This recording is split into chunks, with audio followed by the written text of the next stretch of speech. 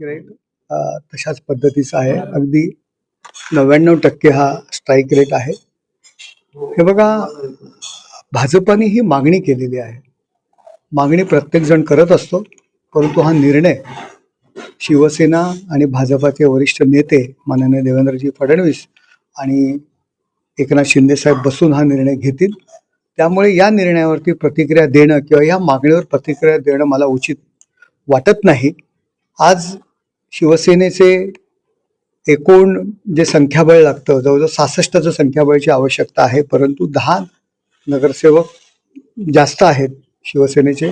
आणखी सुद्धा 75 मध्ये संख्या वाढण्याची शक्यता आहे. थोड्याच दिवसात तुम्हाला समजेल. परंतु याविषयी भाजपला काय द्यायला पाहिजे, महापौर पद द्यायला पाहिजे का, स्थायी समिती सभापती पद द्यायला पाहिजे का, उपमहापौर पद द्यायला पाहिजे, कुठली समिती द्यायला पाहिजे, पूर्णपणे एकनाथ शिंदे साहेब आणि देवेंद्रजी बसून हा निर्णय घेतील. पण एकीकडे जी मागणी होती की मुंबईमध्ये महापौर पद आणि ठाकरे विचार आणि ठाकरेंची जागा निवडून आलेल्या आहेत, त्यांना कुठेतरी शोध देण्याकरता एकनाथ शिंदेंना महापौर पद द्यावं अशी मागणी देखील शिवसेनेतून जोर धरू लागली. त्याच पार्श्वभूमीवरती मग ठाणे, कल्याण, डोंबिवली, उल्हासनगरमध्ये सत्तेमध्ये वाटा आम्हाला का देऊ नये असं भाजप म्हणते. सत्तेमध्ये तर वाटा हा दिलाच जाणार, कारण युती म्हणून आम्ही लढलेलो आहे. आजही मी या क्षणाला कायम आहे की ठाण्यामध्ये सत्तेमध्ये वाटा भारतीय जनता पार्टीला दिला जाणार, यात कुठल्याही प्रकारची शंका नाही.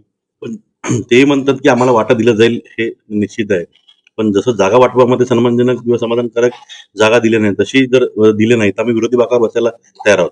हे बघा, त्यांची भूमिका जी काय आहे त्याबद्दल मी प्रतिक्रिया देणं मला उचित वाटत नाही. परंतु आमची भूमिका आहे की एकत्र लढलो आणि आतापर्यंतचे यापूर्वी सुद्धा आम्ही शिवसेना भाजप महायुती म्हणून ठाणे महापालिकेत सत्तेवर होतो, कल्याण डोंबिवली महानगरपालिकेमध्ये सत्तेमध्ये होतो आणि युतीची जी काही तत्व आहेत, युतीचं जी काही फॉर्मॅलिटीज आहे, त्या पद्धतीने नक्कीच त्यांना सत्तेमध्ये वाटा मिळेल. आपल्याला काय वाटतं, महापौर पद हे भाजपला द्यावं का ठाण्यामध्ये? महापौर पद मला वाटतं की मला मिळावं. अर्थात महापौर पद कुणाला आवडणार नाही, महापौर पद प्रत्येकाला आवडेल, परंतु निर्णय हा त्या ठिकाणी एकनाथ शिंदे साहेब आणि देवेंद्रजी घेतील. कुठेतरी मुंबईचा जो विषय येतोय की महापौर पद इथं अगदी कमी जागा असतानाच शिवसेनेला मिळेल किंवा मिळावं अशी मागणी, म्हणून इथलं जी मागणी मी तुम्हाला हेच सांगतो, मागणी रास्त वाटते का? मी तुम्हाला हेच सांगतोय की महापौर पद हे प्रत्येकाला वाटतं आम्हाला मिळावं आणि त्या पद्धतीने जर भाजपला वाटत असेल किंवा मुंबईत आम्हाला वाटत असेल तर काय चुकीचं आहे, परंतु निर्णय हा वरिष्ठ नेते घेतील. कल्याण डोंबिवली झालं, उल्हासनगर झालं. उल्हासनगरमध्ये तर दोन्ही एकमेकांच्या विरोधामध्ये होता, तिकडे जागा समान आलेल्या आहेत.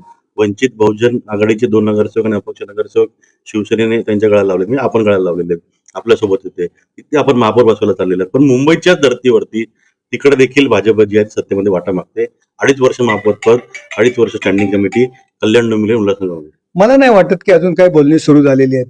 की ह्या सगळ्या ज्या प्रसिद्धी करता आलेल्या बातम्या आहेत, कल्याण डोंबिवली उल्हासनगर या संदर्भात हे ते मागतायत, ते हे मागतायत, अशी कुठेही बोलणी अद्याप सुरू झालेली नाही. तुम्हाला कुठून बातमी आली कल्पना नाही. बहुतेक संजय राऊतांचा तुम्ही सकाळी ऐकून अशा पद्धतीचे आम्हाला प्रश्न विचारताय. ठाण्यामधल्या बाबतीमध्ये निरंजन डावखरे ठाण्याच्या बाबतीत निरंजन डावखरेंनी प्रतिक्रिया दिली हे तुमच्याकडनं मला आता समजतंय. त्यांनी मागणी केलेली आहे, देणं ना देणं हे वरिष्ठ नेते निर्णय घेतील. काल जी बैठक झाली रवींद्र चव्हाणांच्या एकनाथ शिंदेची, त्यामध्ये देखील या बाबतीमध्ये या 4 विशेष करून मुंबई, ठाणे, कल्याण डोंबिवली आणि उल्हासनगर याच्या महापौरांनी स्टँडिंग कमिटीवर चर्चा झालेली आहे. ती चर्चा साधारणपणे पुढे सरकलेली आहे का किंवा आपल्याला काय माहिती? चर्चा काय झाली हे दोघांनी तुम्हाला सांगितलं का? दोघांनी पत्रकार परिषद घेतली का, की नक्की कशावर चर्चा झाली? त्यामुळे कदाचित येणाऱ्या जिल्हा परिषद आणि पंचायत समिती निवडणुका संदर्भात सुद्धा चर्चा झाली असेल. पण केवळ संजय राऊत सकाळी काहीतरी बडबडतात म्हणून त्यानुसार शिवसेना भाजप युतीमध्ये आलबेल नाहीये, ही मागणी आहे, ती मागणी आहे, अशा पद्धतीच्या बातम्या चालवणे मला योग्य वाटत नाही. सर, ठाणे शहरामध्ये शिवसेनेचे वर्चस्व आहे. या ठिकाणी शहरामध्ये आता शीळ ते वडवली, भाजप वाढवली असे दिवसणारे बॅनर लावले तुमच्याकडून. हे बघा, तुम्ही त्याचा अर्थ दिवसणारे असं समजताय.